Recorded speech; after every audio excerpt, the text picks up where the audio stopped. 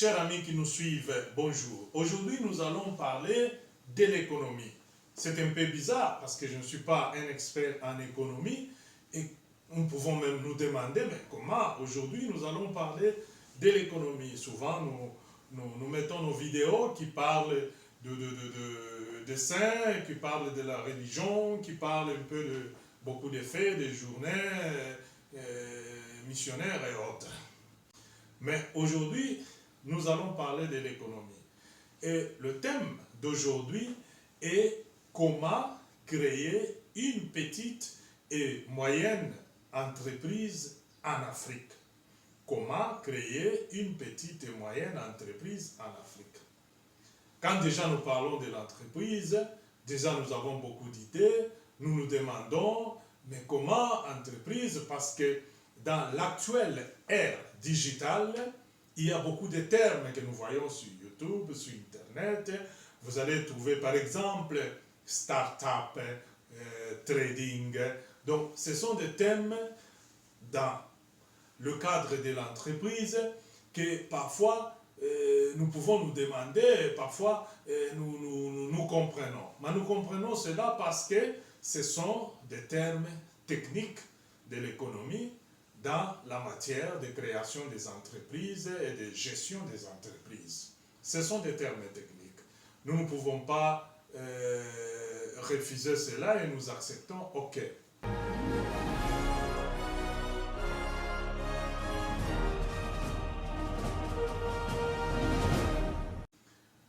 Maintenant, nous allons nous demander, dans le cadre de l'Afrique, dans le milieu africain, comment nous pouvons expliquer ou aider une maman, une citoyenne, un citoyen qui vit dans un fin fond du village où il n'a pas Internet, où il n'a pas la connexion. Vous allez lui parler de start-up et trading et il ne comprendra jamais. Et pourtant, il a droit aussi, il est capable aussi de créer et de gérer sa petite entreprise. Et comment on va aider ces citoyens ou cette citoyenne qui se trouve dans ce milieu-là?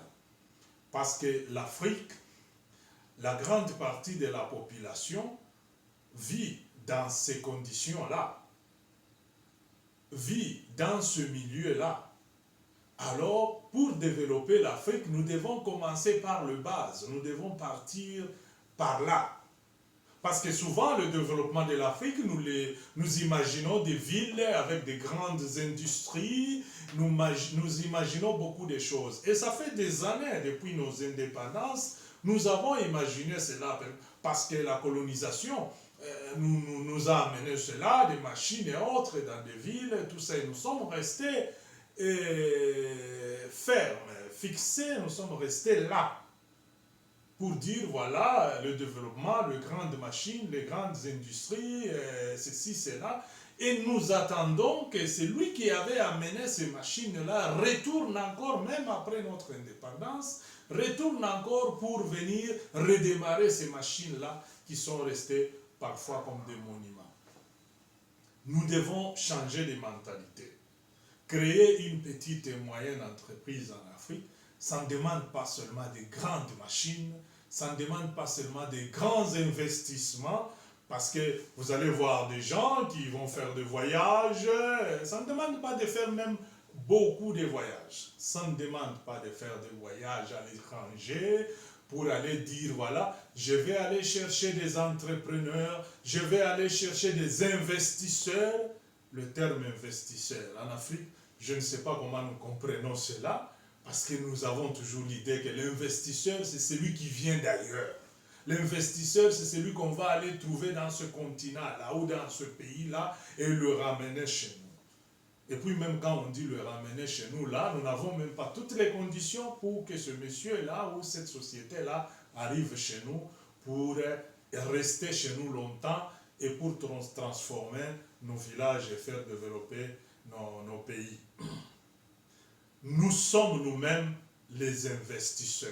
C'est pourquoi je dis, créer une petite ou une moyenne entreprise en Afrique est possible, et c'est très possible, toujours par les propres efforts que nous avons, par les propres moyens que nous avons. c'est possible le faire avec les moyens de bord que nous avons. Ça ne demande même pas beaucoup d'agitation. Parce que l'activité d'entreprise, l'activité des petites et moyennes entreprises, nous les faisons déjà en Afrique. Nos citoyens et citoyennes africaines les font déjà en Afrique. Les petites et moyennes entreprises en Afrique existent déjà. Ça ne demande pas d'aller les chercher ailleurs. Peut-être quand on parle des grandes industries, oui, là nous avons raison, nous pouvons aller le chercher, nous pouvons aller chercher ailleurs. Mais même là, il faut d'abord étudier dans quelle mesure et comment. Mais les petites et moyennes entreprises, en Afrique, il y en a déjà. Les gens, ce qu'ils font en Afrique, des petites activités qu'ils font en Afrique, sont déjà des petites entreprises, sont déjà des moyennes entreprises. Mais parfois, ils le font, ils ne se rendent même pas compte que je suis en train de faire entreprise. Alors c'est là que nous devons aider, parce qu'ils l'ont fait longtemps. Ça fait déjà des années. On est en train de compter plus de 60 ans, une soixantaine d'années, quand les pays africains ont commencé à avoir leurs indépendances. Et la situation est presque la même. La situation semble ne pas changer. Au contraire, c'est comme si l'Afrique est en train de reculer encore, de reculer. Alors, nous devons aider. Nous devons aider nos citoyens et citoyennes africains. Nous devons les aider à développer les petites activités qu'ils ont déjà.